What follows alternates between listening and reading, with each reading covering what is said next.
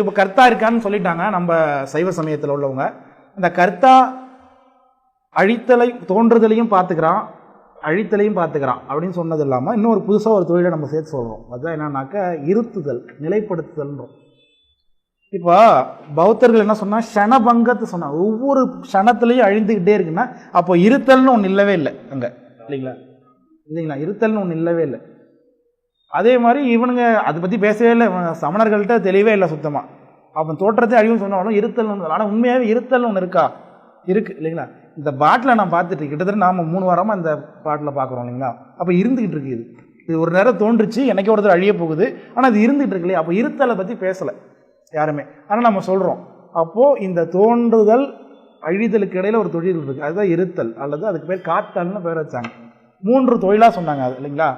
தோற்றம், காத்தல், அழித்தல். ஆக்கல், அழித்தல், காத்தல்னு சொல்கிறோம் இல்லைங்களா? 3 தொழில், முத்தொழில் சொல்கிறோம் இல்லைங்களா? 3 தொழில். இப்போ இந்த உலகத்தில் நம்ம பார்க்கும்போது எத்தனை நடந்துகிட்டு இருக்குதாங்க? 3 தொழில் இந்த உலகத்தில் நடந்துகிட்டு இருக்கு அப்படின்னு சொல்கிறோம். அதுதான் நம்முடைய சிவஞான போதத்தில் சொல்கிற ஆச்சாரிய பெருமான்.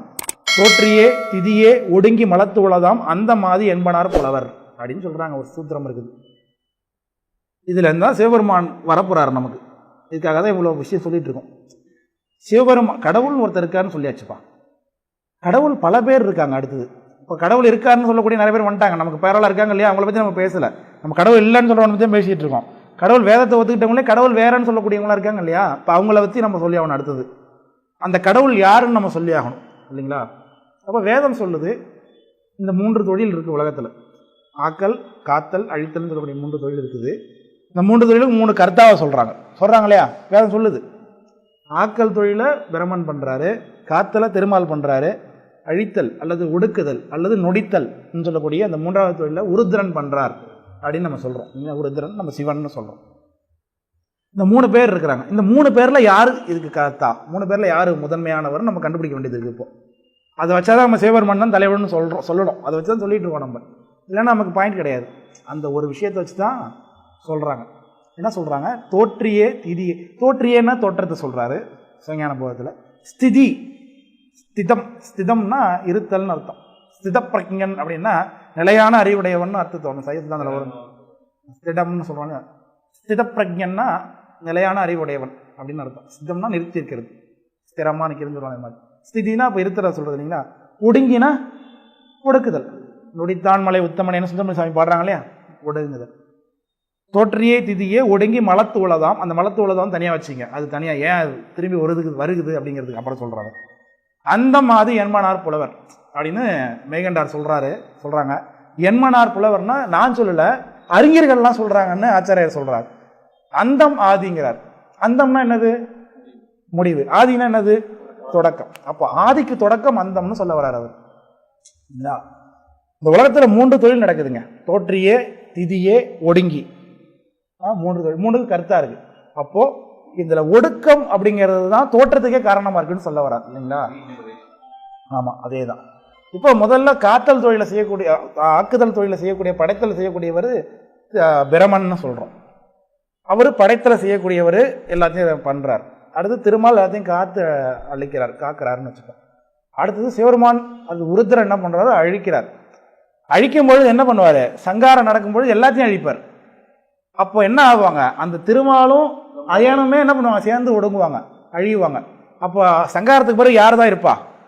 அந்த ஒடுக்குதல் கர்த்தா தான் நிற்பார். தனியாக இருக்க முடியலைங்களா? கடைசி அதனால தான் எம் இறை நல்வினை வாசிக்குமே அப்படின்னு அப்பர் சாமி சொல்லுவாங்க.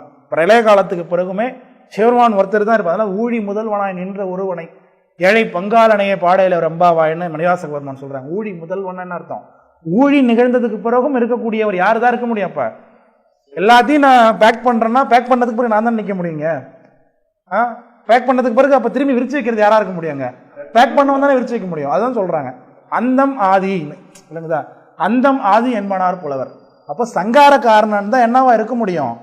திரும்ப உருவாக்குவதற்காக தோற்றகர்த்தாகவும் இருக்க முடியும் சொல்றாங்க. அப்ப திரும்பி பிரமனையும் திருமாலையும் படைத்து யார் தான் உண்டாக்க வேண்டியது இருக்காது? அந்த சங்கார காரணம் தான் செய்ய வேண்டியதா இருக்குது. இப்போ சங்கார காரணம் யாரு தான் சொல்றாங்க? அவங்களே சொல்றாங்க. சங்காரக்காரன் சிவபெருமான் அவங்களே சொல்றாங்க. அதுக்கு அவங்க போக வேண்டியதில்லை. சங்காரக்காரன் சிவபெருமான் தான். இப்போ அவங்களே அவங்களுக்கு தெரியுது, தெரிந்தாலும் என்ன பண்றது இல்லை, ஒத்துக்கல இல்லைங்களா? மானம் தடுத்தது நெஞ்சம், மானம் தடுத்தது நெஞ்சம் ஒன்றேன்னு சூரபத்மன் சொல்கிறது மாதிரி தெரிஞ்சாலும் அவங்க ஏற்றுக்கிறது இல்லைன்னு அர்த்தம். சரிங்களா? அந்த மாதிரி என்பனார் புலவர் அப்படிங்கிற. சரிங்களா? இப்போ இந்த சங்காரக்காரணன் அப்படிங்கிறவர் யாருன்னு சொல்லுவோம்னா குணருத்ரன் அப்படின்னு சொல்லுவோம். அவர் தான் என்ன சொல்ல ஸ்ரீகண்ட பரமசிவன் நம்ம சொல்கிறது வழக்கம் அவரை. ஆனால் இவர் மட்டுமே நமக்கு சிவபெருமான், இவர் தான் சிவபெருமானோட உண்மையான, இதுதான் சிவபெருமான உண்மையான வடிவமா அப்படின்னா நிச்சயமாக கிடையாது. சிவபெருமானுக்கு இன்னும் மேம்பட்ட வடிவங்கள் இருக்குது, அதை நம்ம பார்க்கணும். இப்போ நம்ம என்ன பண்ணுறோம், கீழே இருந்து போயிட்டுருக்கோம், ஏறு வரிசையில் போயிட்டுருக்கோம் பரமானை பற்றி படிச்சுக்கிறதுக்கு. அப்படி தானே போகணும் பெருமான்கிட்ட. மேலே இருந்தால் கீழே இறங்க முடியும் பெருமான்கிட்ட, கீழே இருந்தால் மேலே போனோம். அப்போ கீழே இருந்து சிவபெருமான் எப்படிப்பட்டவர் நம்ம பார்த்துட்ருக்கோம். இல்லைங்களா? அப்போது சங்காரக்காரணன் ஆகிய குணருத்திரன் அவர் ஸ்ரீகண்ட பரமசிவம் அப்படின்னு சொல்கிறோம். ஸ்ரீகண்ட உருத்திரன் சொல்கிறது வழக்கம். அது பொதுவாக சொல்கிறோம், ஆனால் வேறுபட்டு பார்க்கும்பொழுது உருத்திரன் வேறு பரமசிவம் வேறு, பின்னாடி பார்க்கலாம் அதெல்லாம். சரிங்களா? அப்படி இந்த சங்காரம் எப்படி நிலையுது? சங்காரம்னு சொல்லிட்டோம். சங்காரம்னா என்னதுங்க? பிரளயம், ஊழி. இல்லைங்களா? இதில் 5 வகை இருக்குதான். 5 வகை ஊழி நடக்குது. அது அவங்க நமக்கு நம்ம மாயை பார்க்கும்போது இந்த கலைகளை பற்றி விரிவாக பேசுவோம். மொத்தம் இந்த உலகம் பார்த்திங்கன்னா இந்த கொடை இருக்கு இல்லையா, இந்த கொடையை சுருக்கணும்னா சின்னதாக இருக்குது, விரிச்சோம்னா விரியுது இல்லையா, அது மாதிரி இந்த உலகம் தத்துவங்களால் விரிஞ்சு கட்டமைக்கப்பட்டிருக்கு. ஒன்றின் மேலே தான் போர்த்தப்பட்டிருக்குது. அப்படி போர்த்தும் பொழுது இதில் 5 கலைகள் இருக்குது. அனுஷ்டானம் பண்ணுறது நிறுத்தி கலாயணம், பிரிஷ்டா கலாயணம், வித்யா கலாயணம், சாந்தி கலாயணம், சாந்தியதீத கலாயணம்னு மந்திர ஜபிக்கிறோம். நாம அனுஷ்டானம் பண்ணுறது தெரியும். 5 விதமான கலை இருக்குது இந்த உலகத்தில். 5 கலையாக நமக்கு பெருமான் விரிந்திருக்கார். அதில் நிறுத்திக்கலை, பிரதிஷ்டா கலை அப்படிங்கிறது வரை, நிறுத்திக்கலை, பிரதிஷ்டா கலை அது வரைக்கும் ஒரு போனமாக இருக்கும். அப்புறம் வித்யா கலை, அப்புறம் சாந்தி கலை, சாந்தி அதீத கலைன்னு சொல்லக்கூடிய 5 கலைகளும் வரிசையாக இருக்கும். சரிங்களா? இல்லை நிறுத்தி கலை வரைக்கும் யார் சங்காரம் பண்ணுவார்னா பிரம்மன் பண்ணுவான். அங்கே நிறுத்தி கலையில் பிரம்மன் தான் என்னவா இருக்கார், பரம்பொருளாக பார்க்கப்படுறார். நிறுத்தி கலை போனங்களில் அங்கே அவர் கர்த்தாவை பார்க்கப்படுவார் பிரம்மன். அவருக்கு கீழே யார் இருப்பா? அங்கே ஒரு மால் இருப்பார், அங்கே ஒரு உருதன் இருப்பார். விளங்குதுங்களா? அதனால தான் என்ன பண்ணுறாங்க, அவங்கள பிறந்துக்கிறாங்கன்னு சொல்கிறாங்க. நீலல் வகிதன் அப்படின்னு சொல்லக்கூடிய வடிவம் நான் சொல்கிறாரு நம்முடைய அரையவடி முதலியார் சொல்கிறாங்க. அந்த போனங்கள்லையுமே பிரம்மனை கர்த்தா பார்க்கும்போது அங்கே ஒரு திருமால் இருப்பார், அங்கே ஒரு உருதிரன் இருப்பார். அங்கேருந்து அவர் உண்டாகிறதுனால அந்த பிரம்மன்ட்டேருந்து திருமால் அங்கே உருதிரன்லாம் உண்டாயிருக்கிறதுனால அவரை கர்த்தாவை தோன்றதுக்கான வாய்ப்புகள் இருக்குதுன்னு சொல்கிறாங்க. அதனால தான் அவங்க சொல்லிக்கிறாங்க. இப்போ வைஷ்ணவத்தில் என்ன சொல்கிறாங்கன்னா, திருமாலுடைய உந்தியிலிருந்து பிரம்மன் வந்தால் பிரம்மன் உருதிரனை படைச்சான்னு அவங்க சொல்கிறாங்க. அது காரணம் இப்போ அடுத்த புவனத்தில் பாருங்கள், பிரதிஷ்டா கலையில் மால் தான் அங்கே இருக்கார், சங்காரக்காரனாக இருக்கார். விளங்குதுங்களா? பிரதிஷ்டா கலையில் இப்போ மாலுக்கு கீழே அங்கே இருப்பாங்க. அவங்களுக்கு அந்த அறிவு வளர்ச்சியில் அது புரிஞ்சுப்பாங்க, அவ்வளோதான். ஆனால் அவங்களுக்கு மேலே என்ன இருக்குது? பிரபஞ்சம் இருக்குது, அவங்களுக்கு மேலேயும் உயிர்கள் இருக்குது, அவங்களுக்கு மேலேயும் தத்துவங்கள் இருக்குது. அது அவங்களுக்கு விளங்கிக்க முடியல. அதனால தான் என்ன பண்ணுறாங்க, அவங்க குறுகி நின்றுக்கிறாங்க. விளங்குதா? சொல்ல வர்றது விளங்குதா? உங்களுக்கு சொல்கிறது புரியுதா? குழப்பிட்டு இருக்கேண்ணா? சரி, அவ்வளோதான். சரிங்களா? அடுத்தது வித்யாக்கலை. நிறுத்திக்கலை, பிரதிஷ்டாக்கலை, வித்யாக்கலை. இந்த வித்யாக்கலையில் தான் என்ன ஆகுது, 24 தத்துவங்கள் வந்து அடங்கி நிற்கும். கலாதி தத்துவங்கள் அங்கே வந்து நிற்கும். சரிங்களா? கீழே இருந்து என்னீங்கன்னு வச்சுங்க, கீழே இருந்து என்றோம் இல்லையா, அந்த தத்துவம் அதுக்கு மேலே இருக்கக்கூடிய தத்துவங்கள்லாம் வந்து நிற்கும். அங்கே தான் புருட தத்துவத்துக்கு மேலே நம்முடைய திருமாலுக்கு மேலே சுவாமி இருப்பார், ஸ்ரீகண்ட பரமசிவம் இருப்பார், வித்யா கலையில் இருப்பார். அங்கே இருந்த குணருத்திரன் இருக்கார். அதோட பிரகிருதி மாயா போனமே நிறைவடையும். இப்போ நாம் வாழ்ந்து கொண்டிருக்கக்கூடிய போனத்துக்கு பேர் தான் பிரகிருதி மாயா போனம்னு பேர். சரிங்களா? அந்த பிரகிருதி மாயா போனத்துக்கு தலைவர் தான் ஸ்ரீகண்ட பரமசிவம். அதனால தான் நமக்கு நேரடியாக அனாதி சிவத்தை வைத்து புரிந்து கொள்ளாமல் பார்க்காம நம்ம என்ன பண்ணுறோம், ஸ்ரீகண்ட பரமசிவத்தையே பரம்பொருளாக நம்ம வழிபாடு பண்ணிகிட்டு இருக்கோம். ஏன்னா இங்கே சிவபெருமான் வந்தார்னா ஸ்ரீகண்ட பரமசிவம்ங்கிற வடிவத்தால் தான் வருவார். சிவபெருமான் அப்படிங்கிறவர் அவருக்கு உருவமே கிடையாது. பார்த்துட்டு வந்தீங்களா? ஏற்கனவே தெரியும் நமக்கு, இல்லைங்களா? சிற்பர வியோகமாகி திருச்சிற்றம்பலத்துள் நின்று பொற்புடன் நடந்து செய்கின்ற பூங்கழல் போற்றி போற்றி அப்படிங்க. கற்பனை கடந்த சோதி கருணையே உருவமாகி வரார். உருவம் இல்லை அவருக்கு, கற்பனை பண்ண முடியாது. ஆனால் உருவம் எடுத்து வரார். வரும்பொழுது நமக்கு எப்படி தெரிகிறாரு, ஸ்ரீகண்ட பரமசிவமாக தெரிகிறார். விளங்குதுங்களா? அப்போ இங்கே சங்காரகாரன் ஸ்ரீகண்ட ஒருத்தர். இப்போ நம்ம அதை பற்றி தான் பேசிகிட்டு இருக்கோம். இப்போ இவருக்கு மேலேயே இருக்கக்கூடிய புவனங்கள் இருக்கு இல்லையா? அடுத்து என்ன இருக்குது, சாந்திகலை புவனம் இருக்குது. அங்கே அனந்த தேவர்கிற வடிவத்தில் சிவபெருமான் இருப்பார். விளங்குதா? அனந்த தேவர்கிற வடிவம், அங்கே அவர் சங்காரம் பண்ணுவார். அதுக்கு அடுத்தது சாந்தி அதீத கலை, இங்கே சதாசிவத்துடைய ஆட்சி நடக்குது. நேரடியாக பெருமான் சொல்லுங்கள். வித்யா கலை தான் உணர்வுத்திறன் ஸ்ரீகண்ட பரமசிவம்.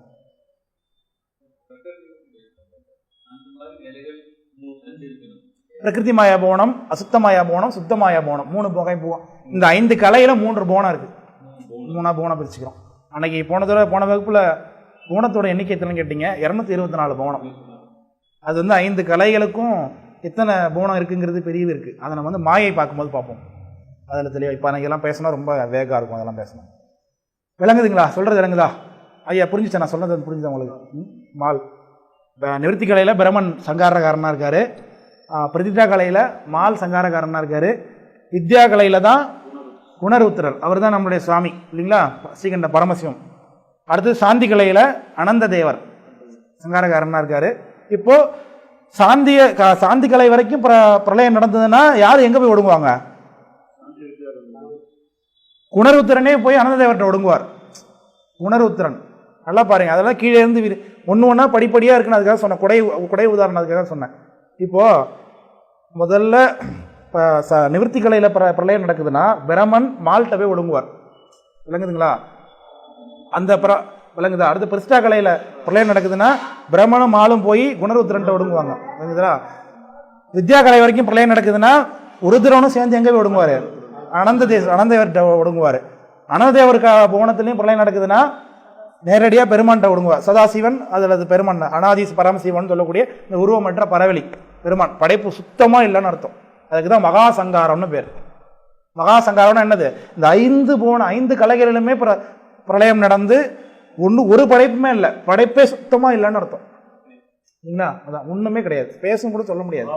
ஸ்பேஸுனாலே அது ஒரு உருவமாக நமக்கு, ஸ்பேஸுனாலே ஆகாயம் தானே. அது ஆகாயம் கூட இருக்காதுன்னா அதை புரிஞ்சிக்க முடியல பாருங்க. பெருமான் மட்டும்தான் இருக்கார். தாங்கள ஒடுக்கிட்டார், உயிர்களெல்லாம் தன்னோட ஒடுக்கிடுவார். அப்போ திரும்பவும் இப்பயும் அந்த பரமசிவம் தான் இருக்கார் இல்லைங்களா? சங்காரக்காரன் தான் அப்போ என்ன பண்ணுவாங்க? சங்காரத்துக்கு பிறகு நிற்பாங்க. அதனால தான் அவங்கள தான் என்ன சொல்கிறாங்க? முதற்காரன்னா சொல்கிறாங்க. விளங்குதா சொல்கிறது? விளங்குதா? இப்போது நம்ம என்ன எப்படி புரிந்து கொள்கிறது அப்படின்னா, பொதுவாக இந்த குணருத்திரனுக்கும் அந்த நம்ம சொல்லக்கூடிய அந்த அனாதி பரசிவத்துக்கும் வித்தியாசம் நமக்கு கொஞ்சம் குளறுபடியாக நமக்கு புரியாது எடுத்த உடனே. எப்படி நம்ம இதை தானே பரமசிவம் கைலாசத்தில் நம்ம பார்க்குறோம் இல்லையா? கைலையில் இருக்காருன்னு நுழைத்தான் மலை உத்தமனேன்னு சுந்தரமூர்த்தி சாமி பாடுறாங்க பாருங்க. அவர்தான் ஸ்ரீகண்ட உருத்திரர், ஸ்ரீகண்ட பரமசிவம். அவர் தான் யார்? இங்கே குணருத்திரன்னு சொல்லக்கூடியவர் இல்லைங்களா? அவரை தான் திரும்பாலும் ஐயன் என்ன பண்ணாங்க? தேடினாங்க. அண்ணாமலையில் தேடுறாங்களா? அதான் பல பாடல்களில் வருதா? விளங்குதா? வருது. அதை தான் என்ன சொல்கிற நம்முடைய கல்லில்னு சொல்லக்கூடிய ஒரு தலம் இருக்குது சென்னையில், தொண்டை நாட்டு தலம் தான். கண்டலம்னு சொல்கிறோம் இல்லையா? கண்டலம்னு பூந்தமல்லி பக்கத்தில் வருது. தண்டலமா? கண்டலமா? கண்டலம் கண்டலம் கண்டலம் அதான் அந்த ஊரோட பேர் உண்மையே கல்லில் அந்த தலத்து பேர். அதுதான் பாடல் பெற்றது தேவாரத்தலம். அதில் தேவாரத்தில் ஞானசந்த பெருமான் சொல்கிறாங்க, வரியாய மலரானும் வையந்தன்னை உரிதாய அளந்தானும் உள்ளுதற்கு அங்கு அறியானும் அறியாத. இந்த பாடல் ரொம்ப நுட்பமான பாடல். இது வரைக்கும் இந்த பாடல் மாதிரி ஒரு பாடலை பார்த்ததே இல்லைனா. வரிதாய மலரானும், பொதுவாக இது மாதிரியான பாடல்கள் என்ன சொல்லுவாங்கன்னா, மாலும் அயனும் சுவாமி தேர்னாங்கன்னு தான் இருக்கும். இங்கே என்ன சுவாமியே இன்னொருத்தர் தேர்னார்னு சொல்கிறார் இந்த பாட்டில். கல்லில் அதான் சொன்னானே, கல்லில்ங்கிற தலத்துடைய பாடம். வரியாய மலரானும் இது பிரமன். வையந்தன்னை உரிதாய அளந்தானும் இது திருமால். அவர் தான் இந்த நிலத்தை அளந்தார் இல்லைங்களா? உள்ளுதற்கு அங்கு அறியானும், இவர்கள் இருவராலும் உள்ளுதற்கு அறியாதவர் யாரு? இது வரைக்கும் நம்ம சொல்லிட்டு இருக்க சிவருமான் நம்ம சொல்லிட்டு இருக்கோம் இல்லைங்களா? சிவருமான் அந்த அறியானும் அறியாதன்னு இருப்பாருங்க. அவர்கள் இருவராலும் யார் அறியப்படாதவராக இருக்கிறாரோ அவரும் அறியாத கல்லில் மேயான். சொல்றது விளங்குதா? என்ன சொல்ல வர சாமி என்ன சொல்றான்னு புரியுதா? வரியாய மலரானும் வையந்தன்னை உரிதாய அளந்தானும் உள்ளுதற்கு அங்கு அறியானும் அறியாத, அவர்களால் அறிந்து கொள்ள முடியாத ஒருத்தர் இருந்தார். அவர் தான் யாரு? குணருத்திரர். அதுதான் சிவபெருமான். நமக்கு அவர் தான் சிவபெருமான், அதில் மாற்றுக்கிறதே கிடையாது. அவரும் சிவபெருமானும் வேற கிடையாது. அவர் என்ன பண்ணார்? வடிவம் எடுத்து வந்திருக்கார். அது பின்னாடி நம்ம புரிஞ்சுப்போம். அறியானும் அறியாத கல்லில் மேயான் பெரியான் என்று அறிவார்கள் பேசுவார் என்னன்னு சாமி இந்த பாட்டில் சொல்கிறாங்க. அப்போ நமக்கு என்ன தெரியுது? இது வரைக்கும் நம்ம பார்த்துட்டு இருக்கக்கூடிய அந்த 3 எதுக்காக அந்த அண்ணாமலை தலைவர்றாரு நடக்குதுன்னா, இந்த பிரகிருதி மாயா பூவனத்துக்கு யார் தலைவர்னு நிர்ணயம் பண்ணுறதுக்காக தான் நடக்குது. விளங்குதுங்களா? பிரகிருதி மாயா பூவனத்தில் இந்த 3 பேர் இருந்தாங்க. அப்புறம் இந்த சங்காரகாரன் தான் தலைவன் சொல்கிறதுக்காக தான் அது நிற்கிது. சாமி அங்கே ஏன் குணருத்திரன்கிட்ட மட்டும் ஏன் நமக்கு இவ்வளோ தெரியவரனா, மற்ற இருவரும் என்ன பண்ணுவாங்கன்னா, அவங்க பசுவர்க்கத்தில் இவரும் பசுவர்க்கத்தில் சேர்ந்தவர் தான், ஆண்வர்க்கம் தான். அவங்க பக்குவம் குறைவு, அவங்களுக்கு அவங்க சகல வகை ஆன்மாவாக இருப்பாங்க. ஏற்கனவே பார்த்துருக்கோம், போன தடவை 3 வகை ஆன்மா பார்த்தோமா? விஞ்ஞான கலர், பிரளய கலர், சகலர் 3 பேர் பார்த்தோமா? அதில் மாலும் மயனும் சகல வகை ஆன்மாவாக இருப்பாங்க. அவளுக்கு 3 மலமும் இருக்கும். இல்லைங்களா? அடுத்து பிரளய கலர் ஆன்மா, அதில் தான் குணருத்திரர் வராரு. இவர் பிரளய கலர் ஆன்மாவே பக்குவம் வாய்ந்தவர்னு சொல்கிறாங்க. மலமே அங்கே அதிகார மலமாக வாசனை அளவு தான் இருக்கும். அவருக்கு தான் ஒரு வடிவம் தான், தான் ஒரு ஆன்ம சட்டை தான் அவருக்கு எப்போவுமே தெரியும். நம்ம மேலே இருந்து இயக்குறது மேலே இருக்கக்கூடிய அனாதிசிவம்னு எப்பவும் தெரியும். அந்த அந்த தலைமைக்கு விசுவாசம் இருக்கிறவங்கள தானே பிடிக்கும் எல்லாரையுமே. அது மாதிரி தான் எப்போவுமே தான் கர்த்தா, தான் என்னது இந்த உலகத்துக்கு மட்டும் கர்த்தா, அது பெருமானால் இயக்கக்கூடிய கர்த்தான்னு அவருக்கு தெரியறதுனால அவரும் பெருமானும் வேற வேற இல்லைங்கிற அளவுக்கு நமக்கு இங்கே வச்சிருக்கோம். சரிங்களா?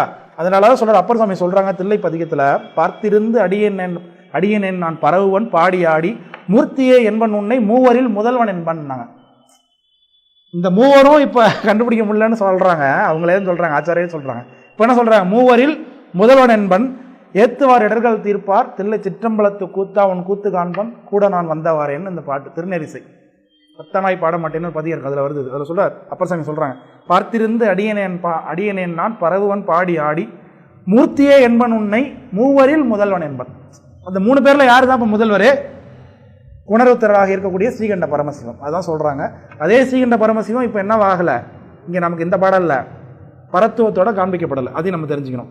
ஆனால் மற்றைய பாடல்கள் எல்லாத்துலேயும் என்னதான் அந்த ஸ்ரீகண்ட ஒருத்தரை தான் நம்ம பாடிக்கிட்டு இருப்போம். அதை நல்லா புரிஞ்சுக்கணும். அப்போது பெருமானுக்கு என்ன இருக்குது? 2 இயல்பு இருக்குன்னு புரிஞ்சுக்க வேண்டியதாக இருக்குது. ஒன்று உருவம் எடுத்து வந்த ஒரு வடிவம், உருவம் இல்லாத ஒரு வடிவம்னு 2 இயல்பு இருக்குது. விளங்குதா? அதான் நமக்கு சொல்கிறோம் திரும்ப திரும்ப, அதுக்காக தான் போகிறோம். அப்போது சங்கார காரணனாக இருக்கக்கூடிய மகா சங்காரத்துக்கு பிறகு பெருமானுடைய வடிவம் ஒன்று இருக்குது. இங்கே அளவுக்கு சங்காரம் நடக்கும்பொழுது இங்கே பெருமானுடைய வடிவம் இருக்குது. இப்போ 2 தன்மை இருக்குது பெருமானுக்கு. விளங்குதா? மூவரில் முதல்வனாகவும் இவர் இருக்கார். அந்த மூவராக இருக்கும் பொழுது அவருக்கு மேற்பட்ட ஒரு வடிவமாகவும் அவரேவும் இருக்கார். விளங்குதா சொல்கிறது? புரியுதா? ஆச்சாரியோட வாக்கு சொல்லுங்க. அதாவது நடராஜ பெருமானுடைய அது நடராஜன் இந்த இடத்துல சொல்கிறது சிவருமான தான் சொல்கிறாங்க. தில்லை பதியங்கிறதுனால அங்கே தில்லை சிற்றம்பலத்து கூத்தான்னு பாடுறாங்க. தில்லை பதியங்கிறதுனால பொதுவாக அங்கே பாடுறது சிவருமான பாடுறாங்க. திருமுறைகளில் பாடப்படுவது சிவருமான். சிவருமானுக்கு 2 வடிவம் இருக்குது. ஒன்று தடத்த வடிவம், இன்னொன்று சுருவ வடிவம். அதை நம்ம பார்க்க போகிறோம். இப்போ பார்க்கும் பொழுது தடத்த வடிவம்னு நம்ம சொல்லிட்டோம்னா உடல் வடிவம் எடுத்து வந்தது, சாமி வந்துட்டு வடிவம். நம்மளை பொறுத்தளவுக்கு சிவருமானுடைய வடிவம்னு பார்க்குற ஸ்ரீகண்ட ஒருத்தர் வடிவம் தான். இந்த படத்தெல்லாம் பார்க்குறோம்ல, ஃபோட்டோலாம் வரைஞ்சி வச்சிருக்காங்களே, சடாபாரம் வச்சிருக்காரு, கங்கை சூடிருக்காரு, பிறைய வச்சிருக்காரு, நெற்றிக்கண்ணு, கடைக்கண்டம், இதெல்லாம் வச்சிருக்காரு பாருங்க. இவர் தான் ஸ்ரீகண்ட ஒருத்தருடைய வடிவம். இந்த வடிவத்தை தான் எல்லாத்துலேயும் திருமுறையில் பாடிட்டு இருப்பாங்க. ஏன்னா நமக்கு அந்த அனாதி சிவத்தை புரிந்து கொள்ள முடியாது. அதனால ஸ்ரீகண்ட ஒருத்தருடைய வடிவத்தில் வச்சு நமக்கு அனாதி சிவத்தை காமிச்சு கொடுக்குறாங்க. விளங்குதுங்களா? அப்போ இது தடத்த வடிவம், சிவருமானுக்கு இது தடத்த வடிவம். நம்மளுடைய நோக்கம் என்னது தான்? அவரை அறிந்துக்கிறது தான். சொரூப லக்கணத்தை அறிந்து கொள்வது தான் நம்மளுடைய வடிவம். நமக்கு நோக்கம், டார்கெட் அது தான். நேரடியாக நம்மளை புரிந்து கொள்ள முடியாதுன்னு நமக்கு புரிந்த மாதிரி வந்த ஒரு வடிவத்தை காமிச்சு இது மட்டும் நிலை கிடையாது, அடுத்த கட்டத்துக்கு நீ போகணும் அப்படிங்கிறத சொல்கிறது தான் கான்செப்ட். விளங்குதா சொல்கிறது? விளங்குதா? இப்போ நடராஜர் என்னென்னா தில்லை சிதம்பரத்தை பொறுத்தளவுக்கு அவருடைய அங்கே இருக்கக்கூடிய நடராஜர் என்ன சொல்லுவாங்கன்னா இந்த அனாதி சிவத்தினுடைய நேரடி ரெப்ரசன்டேட்டிவ்னு சொல்லுவாங்க. அதெல்லாம் தப்ர சபைன்னு பேர், சிற்சபைன்னு பேர். அந்த 5 கூத்து நிகழ்வு பெருமானுடைய உருவமற்ற அனாதி வடிவம் இருக்குது பார்த்தீங்களா, அதுக்கு ஒரு கோயில் கட்டினா எப்படி இருக்கும் அப்படிங்கிறது தான் சிதம்பரம்னு அர்த்தம். இந்த ஸ்ரீகண்ட ஒருத்தருக்கு நேரடியாக உருவம் எடுத்தோம்னா நம்ம ஊர்வலத்தை வராங்க பாருங்கள், ஊர்வலத்துலலாம் வராரு இல்லையா சுவாமி, சோமாஸ்கந்தர், இந்த வடிவம் இதெல்லாம் ஸ்ரீகண்ட ஒருத்தருக்கான ஒரு வடிவத்தை, அது மகேஸ்வர வடிவம். ஆனால் இவரை மாதிரியே இருக்குது அது. விளங்குதா? ஆனால் கோயில் உள்ள இருக்கக்கூடிய லிங்கம் ஸ்ரீகண்ட ஒருத்தர் மாதிரி இல்லை, அது சதாசிவருடைய வடிவம். அப்போ நம்ம வழிபாடு பண்ணுறதெல்லாம் சதாசிவர் தான் வழிபாடு பண்ணுறோம். யாருக்கு? அனாதி சிவத்துக்கு சதாசிவர் மூலமாக வழிபாடு பண்ணுறோம். விளங்குதா? ஆனால் நமக்கு அருளை வர்றவர் யாருங்க? ஸ்ரீகண்ட ஒருத்தர். விளங்குது? அதுதான் நம்ம புரிஞ்சிக்க வேண்டியது. நாயன்மார்கள்லாம் சிவலிங்கத்துக்கு வழிபாடு பண்ணாங்க. அவங்களை ஆட்கொள்ளும்போது கடைசியாக சாமி ரிஷபத்தில் வராரு, அது ஸ்ரீகண்ட வடிவம். ஸ்ரீகண்டர் ரிஷபத்தில் வந்தாலும் அருள் பண்ணுறது யார்? அனாதி பரசிவம். விளங்குதலா? இந்த அனாதி பரசிவத்துக்கு நேரடியாக ஒரு கோயில் கட்டினா எப்படி சொல்லலாம்னா அதுதான் சிதம்பரத்தை சொல்கிறாங்க. அதையும் நம்ம புரிந்துக்க முடியாதுங்கிறது தான் சாமி நடனம் ஆடி காமிக்கிறார் 5 கூத்து. அது இன்னும் தெளிவாக புரிஞ்சுக்கிறதுக்காக தான் சின்ன ரூம் மட்டும் வச்சு அங்கே மாலை போட்டு சிதம்பர ரகசியம் காமிக்கிறாங்க. விளங்குதுங்களா? விளங்க சொல்கிறது அதான் கற்பனை கடந்த சோதி. அவர் புரிஞ்சுக்க முடியாது, அனாதி பரசிவத்தை புரிந்து கொள்ள முடியாது. அவர் கற்பனை கடந்த சோதி. உருவமும் இல்லை, அருவமும் இல்லை, உருவமும் இல்லைன்ட்டாங்க பெருமானுடைய வடிவம். அப்புறம் எப்படி நம்ம கற்பனை பண்ணுறது? இப்போ உருவம்னா ஏதோ ஒரு ஷேப்புன்னு, இது ஏதோ உருவம்ப்பா புரிஞ்சுக்க முடியுது. உருவம் இல்லைன்னா ஏதோ அருவுருவம்னா குழப்பா சிவலிங்கம் அருவுருவம், அது உருவமும் இல்லை அருவுருவமும் அருவமும் இல்லை இல்லைங்களா? அப்போ ரெண்டுமே இல்லாத ஒரு ஸ்டேட்டஸ் எப்படி கற்பனை பண்ண முடியும்? ஐயா சொன்னாங்க ஸ்பேஸ்ன்னு சொன்னாங்க பாருங்கள். ஸ்பேஸ்னா ஆகாயம் வந்துடும், அது உருவமாயிடும். அப்போது கற்பனையே பண்ண முடியாது அதை உருவமற்றதுங்கிறத. அதனால தான் கற்பனை கடந்த சோதின்னாங்க அவர். கற்பனை கடந்த சோதி அவர் எப்படி தான் பார்க்குறது அப்புறம்னா அவர் வந்தால் தான் உண்டு. அதனால தான் கருணையே உருவமாகி கருணையே உருவமாகி இல்லைங்களா? கற்பனை கடந்த சோதி கருணையை வடிவமாகிய உருவமாகி பொற்புடம் நடம் செய்கின்ற பூங்கழல் போற்றி போற்றி சிற்பர வியோகமாகி திருச்சின்ற பலத்துள் நின்று பொற்புடன் நடம் செய்கின்ற பூங்கழல் போற்றி போற்றின்னு அதை பாடினாங்க. அதே மாதிரி தான் மணிவாசக பெருமான் ஆவுடையார் கோயிலில் கட்டின கோயிலும் அதே மாதிரி தான். அதுக்கு லிங்கெல்லாம் ஒன்றும் இல்லை இல்லைங்களா? அது கிட்டத்தட்ட அதே மாதிரியான ஒரு வடிவம் தான். அனாதி சிவத்துக்கு நேரடியான கட்டப்பட்ட கோயில்னு வச்சுக்கலாம். ஆச்சாரியர்கள் புரிஞ்சுக்கிட்டாங்க, நம்மளால புரிஞ்சுக்க முடியாது. அதனால தான் இப்போவும் அவங்க என்ன பண்ணுறாங்க, ஒரு கோவிலை சாத்தி லிங்கன்னு காமிக்கிறாங்க பாருங்கள். இதெல்லாம் சான்று தான். அவங்க கட்டி வச்சாலும் நம்மளால என்ன பண்ண முடியல, புரிந்து கொள்ள முடியல இறைவனுடைய வடிவத்தை. அதனால தான் அவங்க ஒரு கோவிலை சாமிச்சு இதுதான் சிவன், என்ன வந்தால் ஒன்றுமே இல்லை சிவன் கோயில் நீங்கன்னு கேட்டக்கூடாதுங்கிறதுக்காக என்ன பண்ணுறாங்க, ஒரு சிவலிங்கம் மாதிரி காமிச்சு கொடுக்குறாங்க நமக்கு. சரிதான்? அப்படிலாம் நம்ம குழம்பக்கூடாதுன்னா சாமி என்ன பண்ணுறாரு, வடிவம் எடுத்து வரார். வரும்போது மூவரில் முதல்வனாக இருக்கார். மூவரில் இந்த இருவரில் அவங்க முதல்வராக இருக்கார். அவருக்கு மேலே அனந்ததேவர் இருக்கார். அவருக்கு மேலே மகேஸ்வரர் சதாசிவர் அவங்களாம் எப்படி வந்தாங்கன்னு நம்ம பார்ப்போம். விளங்குதா? இது வரைக்கும் சொன்னது விளங்குதா? தடத்த வடிவம் சொரூப வடிவம் நம்ம பின்னாடி பேசுவோம் விரிவாக.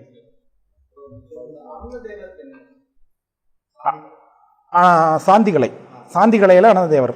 அனந்ததேவருடைய வடிவத்தை பற்றி பொதுவாக நமக்கு இது வரைக்கும் அதிகமாக பேசப்படலை. இப்போ தான் திருவாவூர் ராஜனத்தில் ஒரு நூல் வெளியிட்டிருக்கிறாங்கன்னு இப்போ போன வாரத்தில் வாட்ஸ்அப் குரூப்பில் போட்டிருந்தாங்க. அனந்ததேவர்னே அந்த புத்தகத்து பேர். நாங்கள் ரொம்ப நாளாக ஆராய்ச்சி பண்ணிகிட்டு இருக்கிறோம் அனந்ததேவருடைய வடிவத்தை பற்றி எப்படி இருக்குது. ஆனால் நமக்கு சிவபெருமானா ஸ்ரீகண்டவருத்தர் இப்படி தான் காமிக்கப்பட்டிருக்கு. மாகேஸ்வர மூர்த்தங்கள்லாம் ஸ்ரீகண்டவருத்தரோட வடிவத்தில் தான் இருக்குது. இப்போ அனந்ததேவர் எப்படி இருப்பாருன்னு பார்க்கும்பொழுது அது பார்த்தா செய்திகள் இது வரைக்கும் அடியங்களுக்கு கிடைக்கல. ஆகமத்தில் வல்லுநர்களால் தான் கண்டுபிடிச்சு சொல்ல முடியும். ஆகமத்திலாம் சொல்லியிருப்பாங்க நிச்சயமாக. அது ஆராய்ச்சி பண்ணி புத்தகம், அந்த புத்தகம் என்ன அடியன் படித்து பார்த்துட்டு நிச்சயமாக உங்களுக்கு சொல்லித்தரேன் எப்படி இருக்குது அனந்ததேவர் எப்படி இருக்காரு. சரிங்க.